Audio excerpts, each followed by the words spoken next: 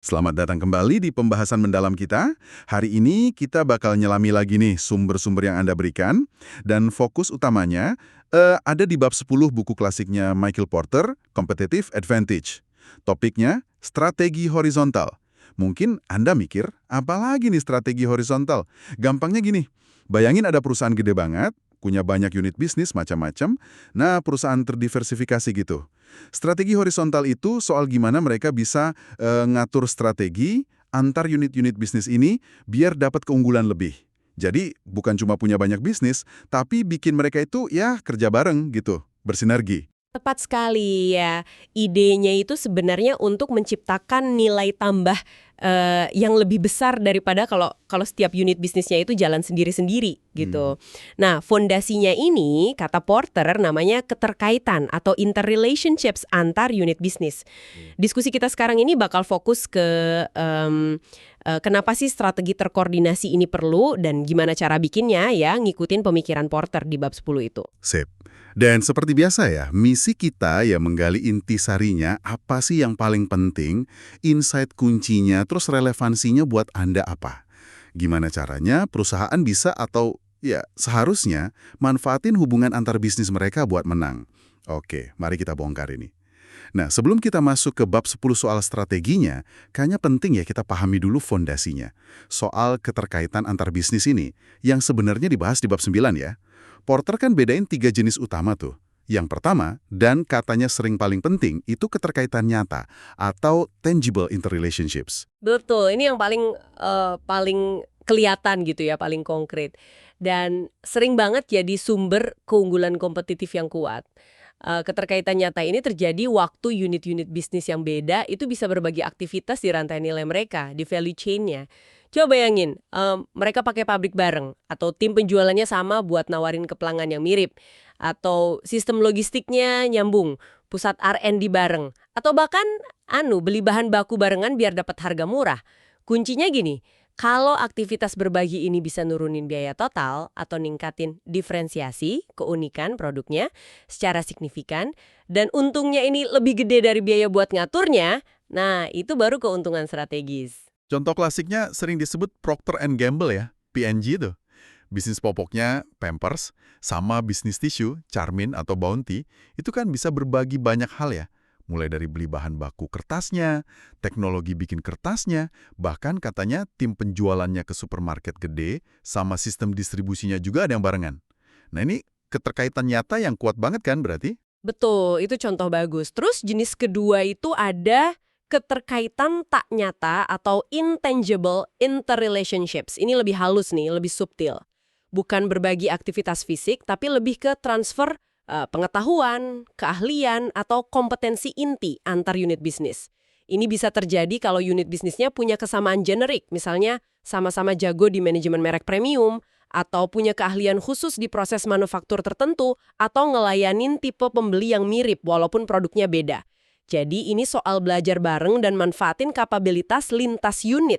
Contohnya mungkin keahlian satu unit bisnis ngelola citra merek mewah bisa ditransfer ke unit lain yang baru diakuisisi, yang pengen diposisikan di segmen atas juga. Menarik. Jadi lebih ke transfer know-how gitu ya.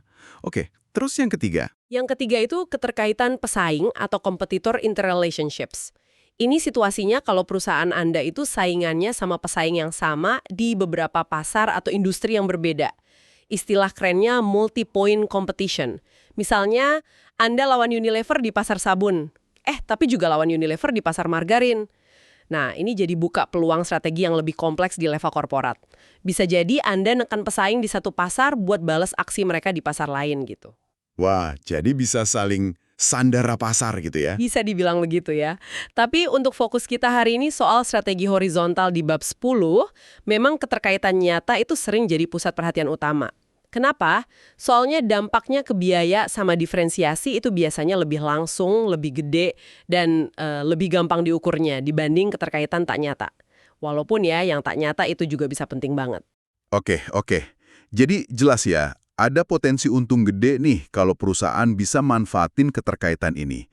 Tapi pertanyaan besarnya nih, kenapa sih perlu strategi khusus dari level korporat? Kenapa nggak dibiarin aja? Masing-masing unit bisnis, kalau mau kerja sama ya silahkan, kalau nggak ya udah. Nah, ini dia nih inti argumennya Porter di bab 10. Pengalaman nunjukin kalau nyerahin inisiatif keterkaitan sepenuhnya ke unit bisnis masing-masing itu jarang banget bisa bikin sinerginya optimal buat perusahaan secara keseluruhan. Ada beberapa alasan mendasar yang kuat kenapa pendekatan bottom-up murni seringkali gagal. Pertama, itu soal manfaat yang asimetris. Sering banget kejadian satu unit bisnis itu dapat untung jauh lebih gede dari kerjasama dibanding unit lainnya. Mungkin karena unit A lebih besar atau teknologinya lebih bisa dipakai unit B daripada sebaliknya. Nah, unit yang ngerasa kontribusinya lebih besar tapi untungnya kecil atau malah ngerasa dirugiin karena harus kompromi sana-sini, ya jelas jadi kurang termotivasi kan buat kerjasama maksimal. Kedua, prioritas strategis yang berbeda. Tiap manajer unit bisnis kan diukurnya dari target unitnya sendiri ya kan? Nah, ngejar keterkaitan ini kan butuh waktu, butuh sumber daya, kadang harus kompromi juga. Ini bisa dianggap gangguan atau malah ngehambat pencapaian target utama mereka. Jadi fokusnya ya cenderung buat optimalin unitnya sendiri, bukan grup secara keseluruhan. Iya, masuk akal. Terus yang ketiga, ini sifat manusiawi banget, yaitu perlindungan wilayah kekuasaan atau turf protection. Manajer itu bisa jadi segan buat berbagi sumber daya penting, informasi krusial, atau bahkan akses ke pelanggan kunci. Kenapa? Ya takut kehilangan kontrol, takut wewenangnya berkurang, atau ngerasa rumput tetangga bakal ngambil alih sebagian wilayah kekuasaan mereka. Itu kayaknya tantangan klasik banget ya di banyak organisasi, nggak cuma yang gede atau terdiversifikasi aja. Rasa ini punya guenya itu kuat ya? Betul, kuat sekali. Lalu yang keempat, sistem insentif yang keliru. Di banyak perusahaan, bonus sama promosi manajer unit bisnis itu hampir sepenuhnya ngelihat kinerja finansial unit yang dia pegang. Jarang banget ada insentif yang jelas buat ngehargain usaha kolaborasi lintas unit atau kontribusi kesuksesannya unit bisnis lain, apalagi buat sinergi perusahaan secara keseluruhan ya. Apa yang diukur dan dihargai itu yang bakal dikejar kan? Iya juga ya. Kalau nggak ada insentifnya, ngapain repot-repot gitu ya? Nah, itu dia. Dan yang terakhir, kurangnya perspektif atau informasi. Manajer unit bisnis kan pakarnya di industrinya masing-masing ya. Mereka mungkin nggak punya waktu, nggak punya info, atau bahkan nggak cukup paham soal operasi unit bisnis lain buat bisa ngelihat potensi keterkaitan yang ada. Bisa jadi mereka kejebak di silo industrinya sendiri. Oke, jadi kesimpulannya, ngandelin kerjasama spontan dari bawah ke atas itu seringkali nggak cukup efektif ya. Banyak banget peluang bagus buat sinergi, bisa hilang gitu aja gara-gara hambatan-hambatan tadi. Nah, disinilah peran strategi horizontal dari level korporat itu sebagai pendekatan yang sengaja, eksplisit, dan terstruktur buat secara aktif nyari, ngeevaluasi, terus ngedorong pemanfaatan keterkaitan demi keunggulan kompetitif seluruh perusahaan. Oke, jadi jelas kita butuh strategi yang terpusat nih. Lalu, gimana Porter ngasih saran buat merumuskannya secara sistematis? Biar nggak cuma jadi ya angan-angan soal sinergi aja gitu. Nah, Porter itu ngasih serangkaian langkah kunci di bab 10. Intinya sih proses analisis yang disiplin ya. Ini bukan sekedar bikin daftar, tapi lebih ke alur berpikir strategis. Secara garis besar bisa kita bagi jadi 3 fase lah. Identifikasi, evaluasi, sama perencanaan aksi. Fase pertama itu identifikasi potensi. Ini ada beberapa langkah awal nih. Langkah 1, kita harus petakan secara sistematis semua keterkaitan nyata yang mungkin ada antar unit bisnis yang sekarang. Bedah rantai nilainya masing-masing, cari di mana ada aktivitas yang sama atau mirip, produksi, logistik, R&D, pemasaran, dan lain-lain yang bisa dibagi. Coba divisualisasikan mungkin pakai matriks gitu. Terus langkah 2, mikirnya lebih luas lagi. Identifikasi potensi keterkaitan sama industri di luar yang sekarang kita geluti. Di mana lagi sih teknologi atau kapabilitas kita bisa dipakai? Ngintip portofolio pesaing kadang bisa kasih ide. Langkah 3, identifikasi keterkaitan tak nyata transfer keahlian atau pengetahuan unik. Di mana ada best practices di satu unit yang bisa diadopsi unit lain. Dan langkah 4, pakai semua pemahaman ini buat identifikasi potensi bisnis baru yang bisa kita masuki dengan manfaatin keterkaitan yang udah ada. Wah, jadi fase identifikasi ini benar-benar kayak buka mata selebar-lebarnya ya, ngelihat semua kemungkinan hubungan, internal, eksternal, nyata tak nyata, semuanya dilihat potensinya. Persis. Tapi identifikasi aja kan nggak cukup. Fase kedua ini evaluasi tingkat kepentingan. Ini langkah 5 di kerangkanya Porter. Dan ini krusial banget. Nggak semua keterkaitan itu layak dikejar loh. Kita harus tanya, mana sih yang benar-benar bisa ngasih keunggulan kompetitif yang signifikan dan berkelanjutan. Nah, disinilah analisis biaya manfaat yang cermat masuk. Ingat, berbagi itu ada ongkosnya. Biaya koordinasi, ya rapat lah, sistem bareng, macam-macam. Terus ada biaya kompromi. Maksudnya strategi satu unit mungkin jadi kurang optimal karena harus nyesuaiin diri biar bisa berbagi aktivitas sama unit lain. Dan bisa jadi juga kehilangan fleksibilitas. Porter ini nekenin banget pentingnya sikap skeptis, terutama sama keterkaitan tak nyata. Itu sering kedengeran bagus, tapi susah diwujudin atau dampaknya nggak signifikan. Jangan sampai kejebak mengejar sinergi yang ilusi. Sikap skeptis itu penting ya berarti. Gampang banget kayaknya kejebak euforia, wah ini bisa sinergi nih, tanpa ngitung biayanya secara beneran. Penting banget. Nah, setelah kita berhasil identifikasi dan evaluasi, mana keterkaitan yang paling strategis? Baru masuk fase ketiga, perencanaan aksi. Ini langkah 6, yaitu ngembangin program terkoordinasi yang spesifik. Gimana keterkaitan ini mau diimplementasiin? Siapa yang tanggung jawab? Gimana ngukur kemajuannya? Kalau ada konflik, gimana ngaturnya? Ini udah soal nerjemahin potensi strategis, jadi rencana operasional yang jelas. Oke, jadi proses ini tuh maksa perusahaan buat nggak cuma ngomong ayo kerjasama, tapi bener-bener nganalisis mendalam, evaluasi kritis, terus bikin rencana konkret. Biar pasti kalau ngejar keterkaitan itu emang ngasilin keunggulan kompetitif nyata buat seluruh perusahaan. Ini ada aspek yang menarik banget nih. Tadi Anda sebutin kalau analisis keterkaitan ini juga bisa jadi panduan buat keputusan diversifikasi ya. Kemana perusahaan sebaiknya ekspansi gitu. Bisa dijelasin lagi nggak? Tentu, tentu. Ini salah satu implikasi penting dari bab 10. Menurut Porter, jenis diversifikasi yang paling menjanjikan, yang paling mungkin bikin nilai tambah real, bukan cuma gedein ukuran perusahaan doang, itu adalah diversifikasi yang dibangun di atas fondasi keterkaitan sama bisnis yang udah ada. Artinya, masuk ke industri baru di mana perusahaan bisa secara efektif pertama manfaatin aktivitas bersama. Ini keterkaitan nyata. Buat dapat keunggulan biaya atau diferensiasi. Ini bisa nguntungin bisnis barunya atau malah nguatin bisnis lamanya juga. Contohnya masuk ke bisnis baru yang produknya bisa dijual lewat saluran distribusi yang udah kita punya. Atau bisa diproduksi pakai teknologi inti yang sama. Kedua, mentransfer keahlian unik, ini keterkaitan tak nyata, dari bisnis lama ke bisnis baru. Misalnya, perusahaan yang jago banget soal direct marketing gitu, dia bisa akuisisi bisnis di industri lain, terus nerapin keahlian direct marketingnya buat ningkatin kinerja bisnis baru itu. Porter berargumen kalau keterkaitan nyata itu seringkali jadi fondasi yang lebih kokoh ya, lebih kuat dan berkelanjutan buat suksesnya diversifikasi jangka panjang. Tapi, keterkaitan tak nyata juga punya peran strategis, terutama sebagai beachhead. Tahu kan kayak pijakan awal gitu, atau jembatan. Perusahaan bisa pakai transfer keahlian sebagai pintu masuk ke industri baru. Nah, dari pijakan awal itu, baru deh pelan-pelan bangun klaster atau gugusan bisnis baru yang saling terkait secara nyata. Oh, kayak contoh PNJ tadi lagi ya. Akuisisi Charmin Paper itu bisa dibilang beachhead-nya. Mungkin basisnya pengetahuan konsumen produk rumah tangga sama hubungan ke retailer. Terus dari situ mereka bangun gugusan bisnis produk kertas, popok, tisu, dan lain-lain yang keterkaitan nyatanya kuat banget. Di produksi, teknologi, sama logistik. Jadi kayak bangun rasi bintang bisnis gitu ya, yang saling nyambung dan nguatin. Analogi yang bagus sekali. Nah, merumuskan strategi horizontal yang solid berdasarkan analisis keterkaitan ini kan langkah penting ya. Tapi seperti kita tahu lah, strategi sebagus apapun di atas kertas itu nggak ada artinya kalau nggak bisa dieksekusi. Porter ngebahas tantangan implementasi ini secara khusus di bab 11, judulnya Achieving Interrelationships. Ternyata, mencapai keterkaitan di lapangan itu, wah, luar biasa sulit. Ini balik lagi ke hambatan-hambatan organisasional yang tadi kita singgung ya. Kayak budaya otonomi unit bisnis yang udah mendarah daging, terus sistem insentif yang fokusnya individual, ketakutan manajer kehilangan kekuasaan, atau bahkan mungkin benturan budaya kerja antar unit yang beda habis merger atau akuisisi. Persis, itu semua. Ngatasin hambatan-hambatan ini butuh lebih dari sekedar memo dari CEO gitu ya. Perlu perubahan yang lebih fundamental pada cara perusahaan itu diorganisir dan dikelola.